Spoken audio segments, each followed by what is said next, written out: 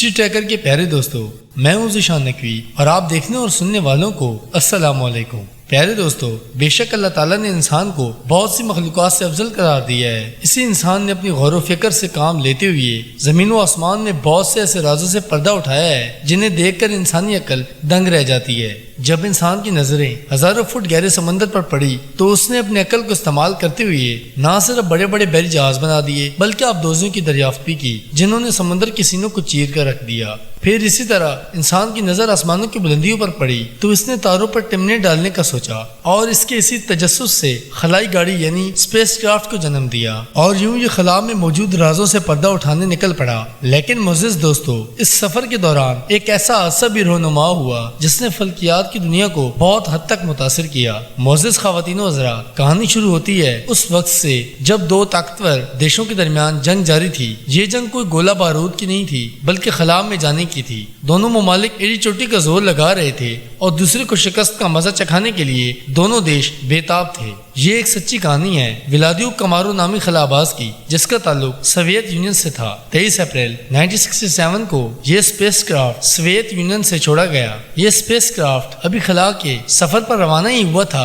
اور ولادیو کو اندازہ ہو گیا تھا کہ اس اسپیس کرافٹ میں ضرور کوئی خرابی موجود ہے جس کی وجہ سے وہ کافی پریشان نظر آ رہا تھا۔ پھر وہ جیسے کیسے کر کے خلا میں پہنچ گیا جس پر اس نے 27 گھنٹے گزارے اور زمین کے ارد گرد 18 چکر بھی لگائے، جبکہ سوویت یونین سے تعلق رکھنے والے سائنسدان ہیلن کوپر کا اپنی کتاب میں کہنا تھا کہ ولادیو نے خلا میں 17 گھنٹے گزارے اور 23 کے قریب زمین کے چکر کاٹے۔ دلچسپ بات یہ تھی کہ اس اسپیس کرافٹ میں ولادیو کے علاوہ کوئی اور موجود نہیں تھا، وہ بالکل اس میں اکیلا سوار تھا۔ وہ جس اسپیس کرافٹ میں سوار تھا اس کا نام سیویز 1 تھا۔ پیارے دوستو، یاد رہے کہ خلا میں پہلے جانے والے کا تعلق بھی سوویت یونین سے تھا اور اس کا نام یوری گوگرین تھا۔ یہ وہ کامیاب خلا باز تھا جو سب سے پہلے اسپیس پر جا کر زمین کا چکر لگا کر صحیح سلامت واپس لوٹ آیا۔ اسپیس کرافٹ میں 2 سولر پینل نصب کیے گئے تھے جن کو اسپیس پر جا کر کھولنا تھا، لیکن فنی خرابی کی وجہ سے یہ سولر صحیح طرح سے نہیں کھل پائے اور ان کے نہ کھلنے کی وجہ سے اسپیس کرافٹ کو اتنی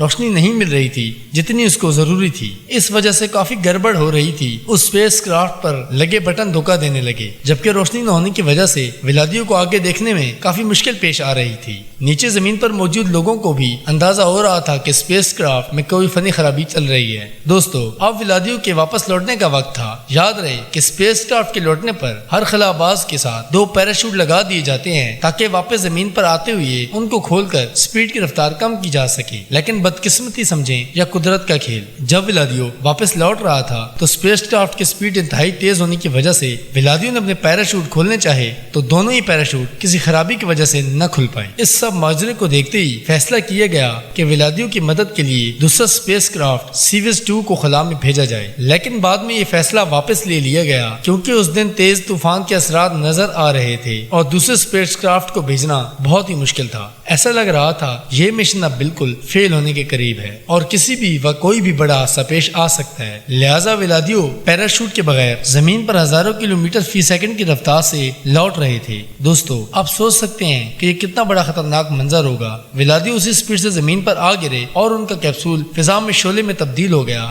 جب ولادیو کو اس کیپسول سے نکالا گیا تو وہ کوئلے کی شکل اختیار کر چکے تھے۔ پیارے دوستو، اس کے علاوہ آپ کو بتاتے چلیں کہ ولادیو کو اسپیس میں کیوں بھیجا گیا۔ بات کچھ یوں ہے کہ جب پہلی دفعہ اسپیس میں یوری گوگرین کو بھیجا گیا تو اس کے علاوہ ولادیو اور 2 ساتھی اور بھی موجود تھے۔ ولادیو پائلٹ رہ چکے تھے، اس لیے انہیں بھی ان 3000 افراد میں چنا گیا جو اس کام کے لیے آگے آئے تھے۔ یہ وہ پہلا مشن تھا جسے 2 سے زائد افراد کر رہے تھے اور آپ کو یہ سن کر حیرانی ہوگی ان کے پاس اسپیس کرافٹ سوٹ بھی نہیں تھے، لیکن اس کے باوجود یہ مشن کامیاب رہا اور 3 ہی صحیح سلامت زمین پر لوٹ آئے، جو سوویت یونین کے لیے بہت ہی بڑی کامیابی تھی۔ اس کے بعد پوری سوویت یونین میں ولادیو کا چرچا عام ہو گیا اور ان کو کرنل کے عہدے پر ترقی دی گئی اور اس کے بعد یہ فیصلہ ہوا کہ ولادیو اور یوری گوگرین کو اگلے مشن پر بھیجنا چاہیے، لیکن بعد میں یہ فیصلہ ہوا کہ اس بار ولادیو کو ہی مشن پر بھیجا جائے اور یوری گوگرین کو بیک اپ کے طور پر رکھا جائے کہ اگر ولادیو کسی وجہ سے مشن پر نہیں جا سکے تو یوری گوگرین کو بھیجا جائے۔ اگر اس وقت ولادیو کامیاب ہو جاتے تو سوویت یونین کی بہت ہی بڑی کامیابی ہوتی، لیکن کہ جیسا ہم نے اوپر عرض کیا کہ بدقسمتی سے وہ اگلی بار کامیاب نہ ہو سکے۔ تو پیارے دوستو، یہ تھی ہماری آج کی ویڈیو۔ ایسی دلچسپ ویڈیوز دیکھنے کے لیے ہمارے چینل کو سبسکرائب کریں۔ ملتے ہیں نیکسٹ ویڈیو میں، تب تک کے لیے اللہ حافظ۔